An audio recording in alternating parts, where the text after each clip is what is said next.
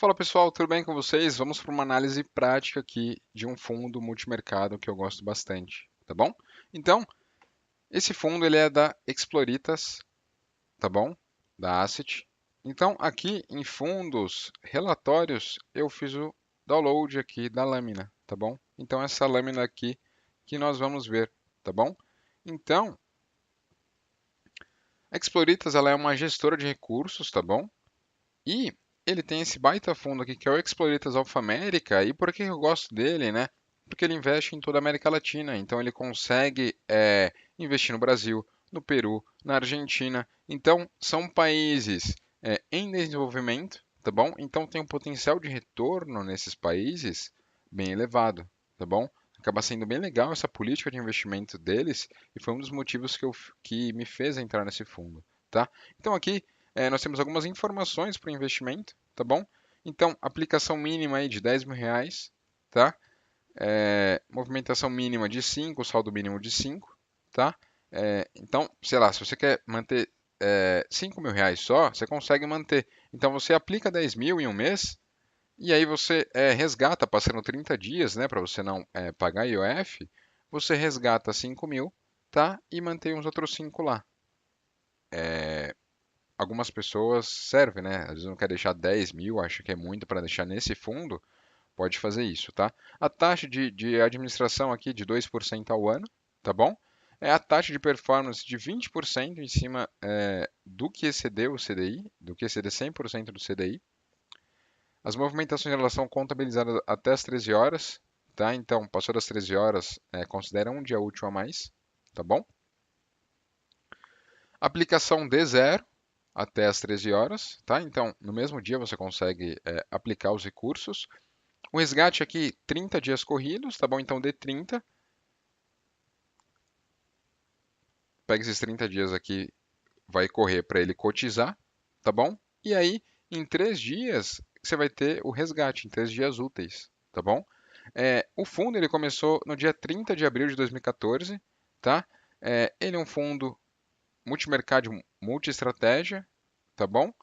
Aqui tem as informações de CNPJ, o gestor, o administrador do fundo, tá bom? Que é a BTG Pactual.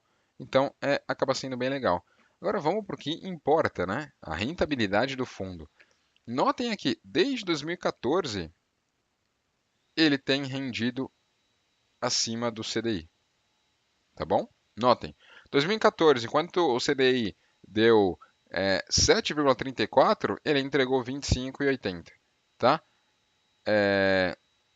Em 2015 já mudou um pouco, né? Acho que foi o único ano que ele não entregou acima do CDI. Olha o que aconteceu aqui. Enquanto o CDI entregou 3,24, o fundo entregou 6,67, né? Então entregou 50% do CDI. Então não foi uma boa performance, mas se você considerar o ano de 2014, quem conseguiu entrar aqui, ainda assim estava para frente, tá bom? Ó, 159% do CDI. Agora aqui, em 2016, 33% do fundo contra 13,99% do CDI. Tá, 2017, 20,74% do fundo contra 9,94%. Tá, 2018, 14,98% contra 6,42% do CDI. Tá? O que é importante, pessoal, frisar aqui para vocês é que toda essa rentabilidade aqui ela é líquida, tá? Então ela já está descontada a taxa de administração, eventual taxa de performance, tá? Então isso acaba sendo uma informação bem importante para vocês, tá? É, e aqui, 2019, aqui esse relatório é de fevereiro, tá bom? Eles não divulgaram ainda o de março. Então, eles entregaram já esse ano 8,37, enquanto o CDI entregou 1,04, tá bom? Então, pessoal, notem, olha o quanto que esse fundo tem entregue historicamente acima do CDI, 266%, tá bom? Então, um baita fundo. Notem aqui a curva dele, né, de retorno, tá bem legal, né? 169% contra 63% do CDI, tá? Desde abril de 2014. E aqui ele mostra um pouco da exposição do fundo, né? Então mostra aqui os países que eles atuam, então Argentina, Brasil, Chile, Colômbia, México, Peru, tá? Mostra aqui o que ele tem de posição long, ou seja, de posição comprada, short, de posição vendida, tá bom? Então, aqui dá para ver que em alguns países, como o Brasil, por exemplo, ele trabalha long short aqui, né? Então, ele tem 45,4% comprado do patrimônio líquido destinado ao Brasil comprado e 43% do patrimônio líquido vendido aqui no Brasil, tá? É, aqui tem algumas informações, né?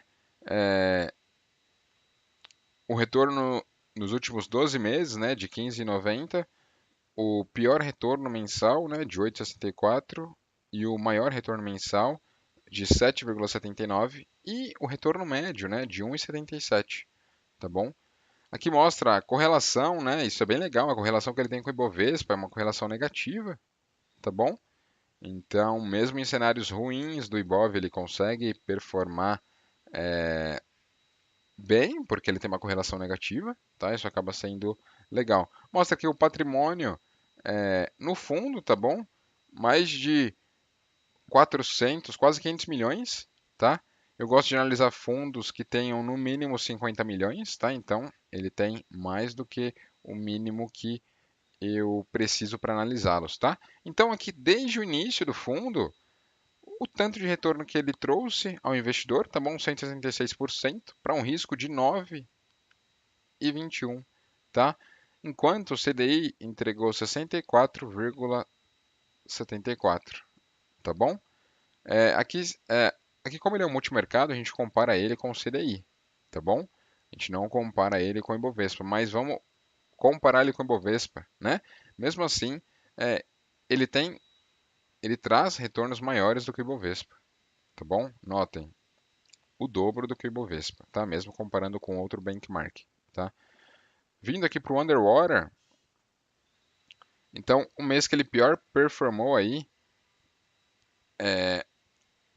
foi isso, tá? Acumulado menos 13, tá bom? Em relação à volatilidade, notem, é um pouco mais volátil esse fundo, menos do que o Ibovespa, evidentemente. Notem, se colocar aqui Ibovespa, ele é bem menos volátil do que o Ibovespa, tá? E o Underwater também em relação ao Ibovespa, muito menor, tá? A correlação com o Ibovespa é uma correlação negativa, isso é legal, tá? Porque se o Ibovespa cai, ele tende a subir, porque ele tem uma correlação negativa, tá? Então isso acaba sendo bem legal e até por isso esse é um dos motivos dele trazer essa rentabilidade, né? Notem o quanto que o Bovespa caiu aqui nessa pernada e o quanto que ele caiu, né? Bem pouquinho e notem a regularidade dos retornos que ele traz aos investidores, tá? Isso acaba sendo bem legal. Então, pessoal, fundo multimercado é isso, tá? São fundos que ele tem uma maleabilidade maior. Eles não têm limite de concentração de recursos, tá? Então, eles não têm, por exemplo, como fundo de renda fixa, ter no mínimo 80% em ativos de renda fixa, ou um fundo de renda variável, 67% em renda variável, né? Ele pode ter o que ele quiser. Então, se o cenário está melhor para a bolsa, ele pode diminuir a renda fixa e se expor mais à renda variável, tá bom? Para conseguir surfar essa onda. Agora, se a renda variável não tá bom, ele pode diminuir a posição dele em renda variável e aumentar a posição em renda fixa para proteção de capital, tá bom? Então, sendo um fundo multimercado, acaba sendo bem legal por isso, tá? Porque ele é um fundo que tem essa maleabilidade aí, tá bom? Então é isso, pessoal.